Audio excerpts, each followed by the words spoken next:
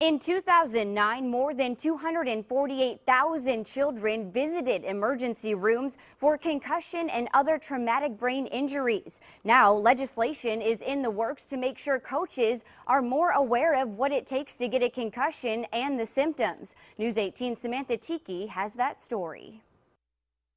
Lafayette Jefferson High School head athletic trainer Jeff Clevenger says concussions aren't an uncommon injury, but he says coaches of teams with athletes in grades as low as 7th grade have completed training teaching them to know what to look for in case of a concussion. If they still have any signs and symptoms of a concussion and they come back too soon, that is where the problem can arise from doing stuff before they're ready to go. The current law requires only coaches of high school athletes to complete the CDC training program, but a bill authored by Democratic State Senator Tim Lannon would require coaches of athletes in grades 5 and above to complete the online concussion training. A lot of these contact sports really do sort of ramp up at that point, so it was a little bit arbitrary, but I had to draw a line somewhere, and maybe as the bill progresses, we'll take a look at even younger ages. Clevenger says more training is a good idea, but says coaches should complete the training regardless of the requirements. The more education that you provide for coaches that are involved in that,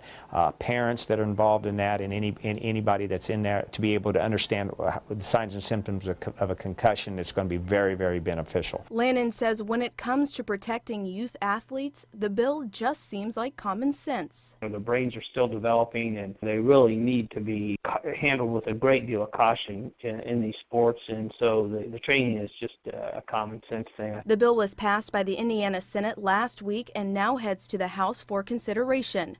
If passed, the training requirements would become law in July 2016. Samantha Tiki, News 18.